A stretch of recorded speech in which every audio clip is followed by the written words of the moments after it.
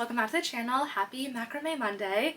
If you're new here, my name is Lainey. I am a macrame artist out of Pennsylvania, and this is my channel. On here we do like macrame tutorials, hauls, things like that. Super slow paced. It's very new, so I'm still working on it. But today's video is going to be piggybacking off of last week's. So last week we had made a plant hanger. I saw the video before this one if you want to go check that out. Super fun. So from that we had a ton of scrap cord left over. So if anyone doesn't know, scrap cord is just literally that. It's the leftover cord from projects.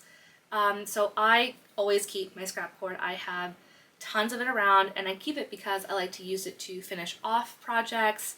I use it for my gathering knots all the time if I'm able to.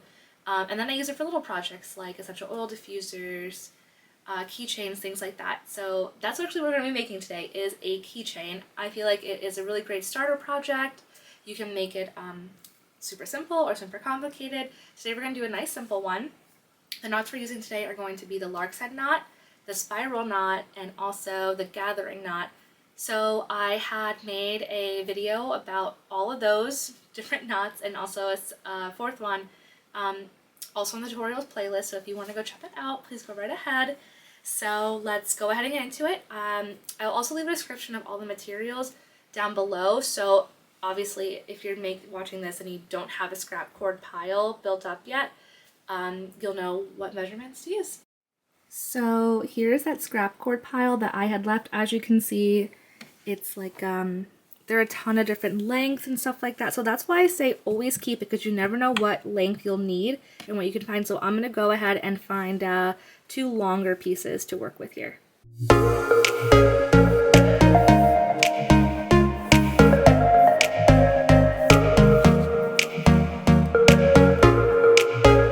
Okay, so from that I have 2 long pieces of cord. So for those of you, like I said, who don't have a big scrap pile, you can use 2-foot length of cord for this project. In addition to that, you're going to use a keychain. So you're also going to use a thinner cord than the 3mm cords that you're using to make the actual knot. Let me try and loosen this up so you guys can see the difference.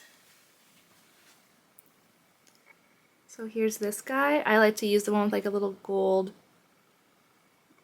like little detail in it, and then compared to that, yeah, so much thinner. So we're going to use this cord as our gathering knot, and you're just going to need 1 foot of this. Okay, I have my little keychain hanging right here. So we're going to go ahead and make 2 lark's head knots.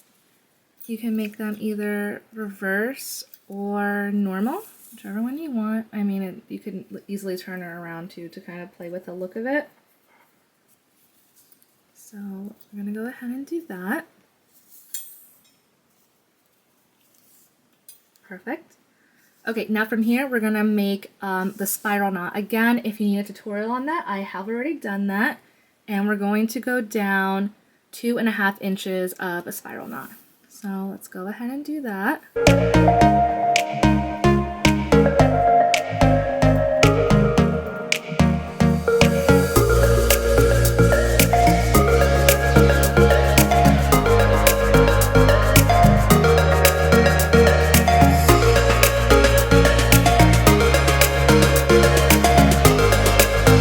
Now from here, you're going to take that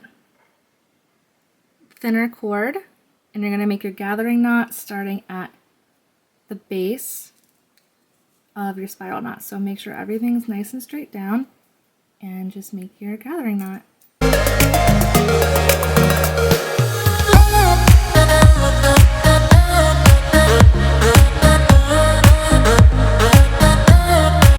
Okay, and so from here you're going to cut off the bottom cord.